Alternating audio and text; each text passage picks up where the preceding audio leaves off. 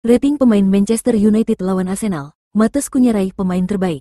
Rasmus Højlund ke Napoli dan kelakuan konyol Jadon Sancho mewarnai update transfer edisi kali ini. Ruben Amorim menghapus jejak Erik ten Hag dengan menerapkan aturan baru di ruang ganti United. Berita Rooney Junior yang menjalani debut bersama United U18 di usianya yang masih 15 tahun. FA menerapkan beberapa peraturan baru untuk Premier League musim ini.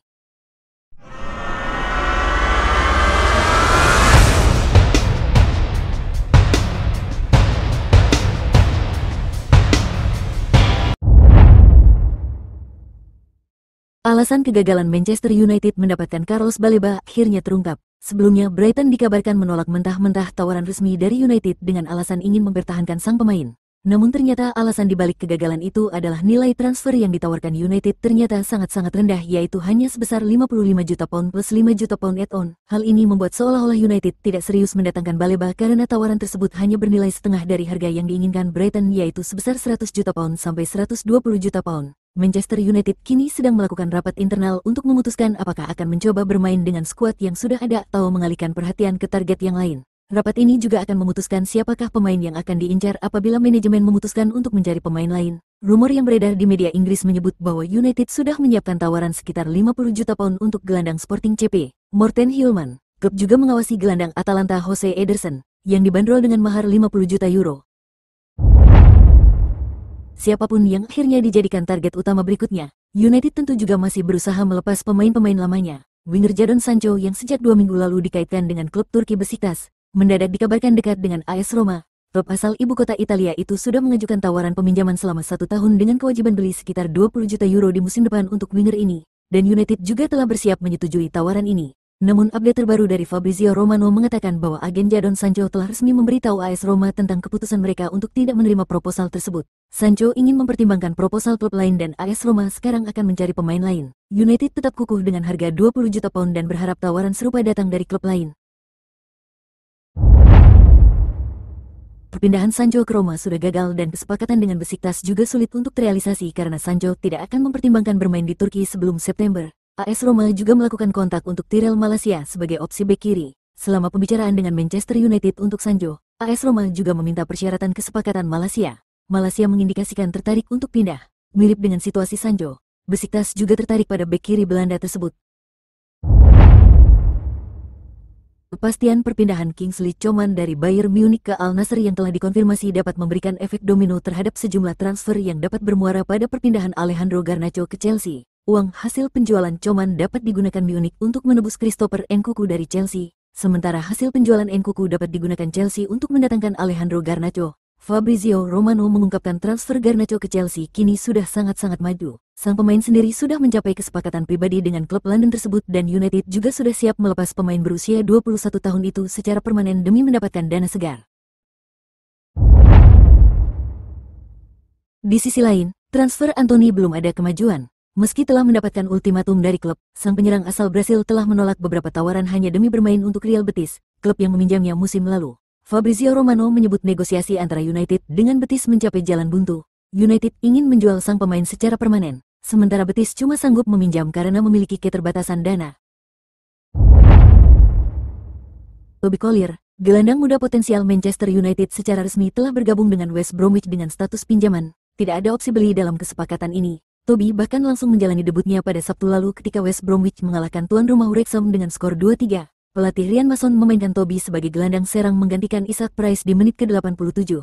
Walaupun cuma mendapatkan beberapa menit bermain, ini terasa cukup istimewa mengingat Toby baru saja bergabung dengan tim selama 3 hari.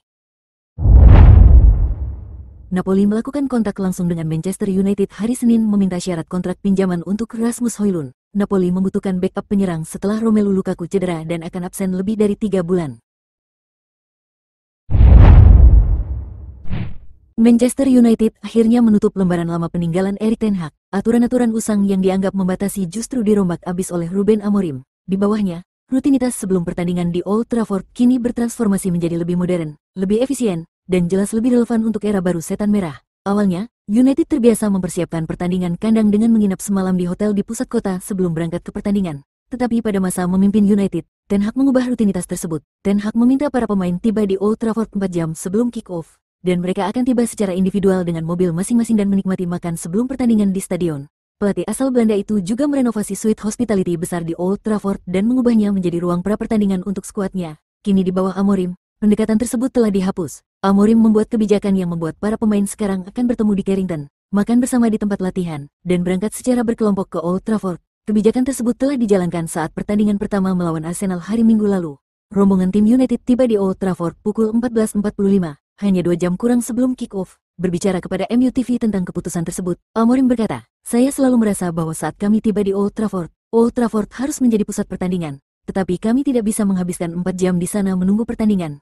Dan saya merasa dengan fasilitas di Carrington, kami bisa berada di sini, mempersiapkan pertandingan jauh dari Old Trafford dan ketika kami tiba di Old Trafford, kami harus merasakan kehadiran para penggemar dan kemudian langsung menuju pertandingan, tanpa merusak momentum koneksi dengan para penggemar kami. Kami tahu bahwa banyak penggemar yang menunggu kami di sana, untuk foto bersama para pemain dan memberikan tanda tangan. Kami akan mencoba melakukan hal yang sama. Jadi, ini akan menjadi pengalaman yang sama bagi para penggemar. Tetapi bagi kami, ini akan lebih baik karena kami akan merasakan, semakin dekat pertandingan, momentum dengan para penggemar dan kami akan menghabiskan lebih sedikit waktu di sana. Dengan fasilitas baru yang lebih canggih dan lengkap, Carrington tentu dapat mendukung kebijakan baru Amorim ini. United telah melakukan perombakan markas latihan klub tersebut senilai 50 juta pound menjelang musim baru. Saya yakin ini akan berdampak positif pada performa tim kami, ujar Omar Berada, CEO Manchester United saat peresmian New Carrington.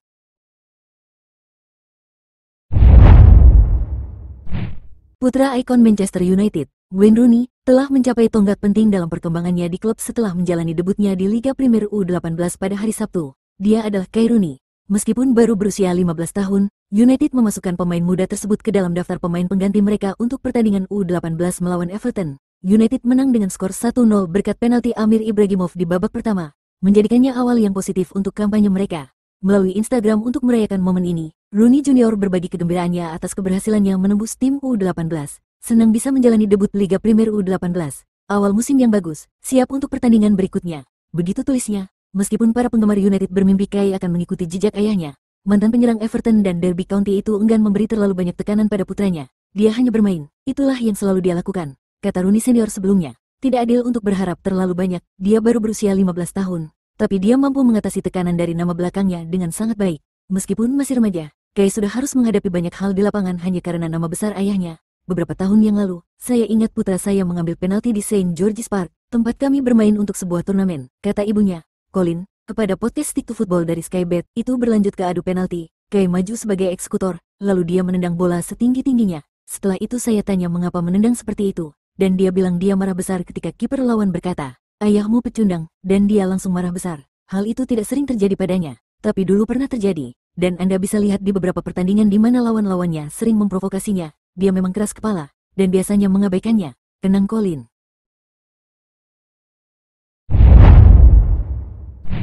Manchester United membuka Liga Inggris dengan kekalahan tipis 0-1 dari Arsenal. Gol tunggal Arsenal dicetak oleh Ricardo Calafiori pada menit ke-13 setelah memanfaatkan kesalahan yang dilakukan oleh kiper Altay Bayindir. Berikut rating pemain United dari pertandingan tersebut. Mendapat kepercayaan dari Amorim sebagai pengganti Onana. Terlepas dari perdebatan apakah gol Arsenal sah atau tidak, blunder Altay Bayindir menggagalkan semua kerja keras United di awal pertandingan. Masih berusia 19 tahun, tetapi bek Prancis ini terlihat berkelas. Leny Yoro berhasil meredam Martinelli dan kemudian berganti posisi untuk mengawasi Saka setelah Shaw keluar lapangan. Matthijs de Ligt menunjukkan kualitasnya sebagai pemain bertahan dengan mematikan pergerakan Gyökeres dan melakukan blok yang bagus di menit-menit akhir untuk menggagalkan gol kedua Saka bagi Arsenal. Agak mengejutkan melihatnya menjadi starter, tetapi Luke Shaw berhasil menjaga Saka sebelum Maguire menggantikannya. Diogo Dalot bekerja sama apik dengan Bryan Mbeumo. Dia digantikan oleh Ahmad di awal babak kedua karena United membutuhkan lebih banyak serangan. Banyak yang menganggap dia sudah habis, tetapi Casemiro justru memulai musim baru sebagai starter. Ia memanfaatkan pengalamannya untuk menjaga United tetap unggul sebelum digantikan oleh Manuel Ugarte di menit ke-65. Bruno Fernandes menunjukkan dia bisa bermain lebih dalam dan tidak kehilangan sentuhan magisnya. Umpan silangnya hampir berbuah gol penyeimbang kedudukan. Sayangnya Benjamin Sesko yang menyambut dengan sundulan gagal menembus gawang David Raya. Patrick Dorgu sepertinya telah menemukan ritme permainannya sejak kepindahannya pada bulan Januari, menciptakan beberapa tembakan. Tembakan pertama melebar, tetapi tembakan kedua membentur tiang gawang. Dorgu juga mengirim umpan silang yang bagus untuk disundul Mbeumo, tetapi masih dapat digagalkan Raya. Bryan Mbeumo menjadi pemain paling berbahaya di laga ini. Peluang pertama langsung mengarah ke gawang Arsenal yang dijaga oleh David Raya. Tendangan salto melebar dan sundulan yang memaksa Raya melakukan penyelamatan gemilang. Debut yang sangat menjanjikan bagi pemain asal Kamerun ini. Mason Mount beberapa kali menunjukkan permainan link up yang apik. Dia berhasil menekan lini tengah Arsenal, tetapi kemudian digantikan oleh penyerang baru Benjamin Sesko di menit ke-65. Berlari cepat melewati sekerumunan pemain Arsenal sebelum melepaskan tembakan langsung ke Raya menunjukkan kualitas pemain debutan Matheus Cunha. Banyak aksi brilian dari pemain Brasil ini yang menciptakan masalah untuk Arsenal. Ia terpilih sebagai pemain terbaik laga ini secara internal oleh penggemar United. Masuk di menit ke-55 dan memberi United lebih banyak variasi serangan. Amad Diallo sering mencoba menerobos pertahanan lawan dengan gerakan individu dari sisi kanan serangan United. Jelas ini bukan permainan terbaik Manuel Ugarte. Masuk di menit ke-65 dan melakukan beberapa kesalahan. Dia juga melepaskan tembakan jarak jauh yang melambung tinggi dan melebar di penghujung laga. Menjalani debut dan mendapatkan sambutan hangat dari Old Trafford, Benjamin Sesko beberapa kali mendapatkan peluang namun belum berhasil mencetak gol. Maguire masuk di menit ke-80 menggantikan Chio. Dia mendapatkan kartu kuning sebelum sempat menyentuh bola. Di sisa laga lebih banyak maju ke depan untuk mencari gol penyeimbang. Selain peraturan baru Amorim yang hanya berlaku di internal klub, Liga Inggris juga mengumumkan adanya beberapa peraturan baru untuk musim 2025-2026 ini. Berikut beberapa peraturan tersebut. Yang pertama adalah 8 second rule atau peraturan 8 detik untuk kiper. Mulai musim ini, kiper hanya diperbolehkan menahan bola selama 8 detik. Wasit akan menentukan kapan 8 detik ini mulai dan akan memberi sinyal memulai menghitung mundur. Bila kiper melanggar peraturan ini, maka lawan akan mendapatkan tendangan sudut sebagai hukumannya. Dan bila kiper mengulangi perbuatan yang sama selama 3 kali, maka ia akan mendapatkan kartu kuning. Kiper Burnley Martin Dubravka menjadi pemain pertama dalam sejarah Premier League yang dihukum karena aturan baru tersebut. Dubravka memegang bola selama lebih dari 8 detik dalam bentrokan timnya dengan Tottenham di pekan pertama Liga Inggris. Peraturan baru yang kedua adalah Captains Only Rule yang berarti bahwa hanya kapten yang dapat mendekati wasit untuk meminta penjelasan atas sebuah keputusan alias protes. Peraturan ini dibuat adalah untuk mengurangi adegan yang tidak pantas di mana seorang wasit dikelilingi atau protes keras oleh kelompok para pemain yang sedang emosi. Peraturan ketiga disebut pengganggu yang tidak disengaja. Ini artinya jika seorang pemain atau staf tim secara tidak sengaja menyentuh bola saat hendak meninggalkan lapangan, tendangan bebas tidak langsung akan diberikan kepada tim lain, tetapi tidak ada sanksi tambahan. Namun, jika hal itu dilakukan secara sengaja, maka tendangan bebas atau penalti akan diberikan dan pihak yang melakukan pelanggaran akan menerima kartu merah. Peraturan keempat dan ini adalah peraturan yang cukup baru. Peraturan ini disebut dengan double talk penalties. Jika seorang pemain secara tidak sengaja menyentuh bola 2 kali pada saat mengeksekusi penalti, misalnya karena ia tergelincir, maka tendangan penalti akan diulang.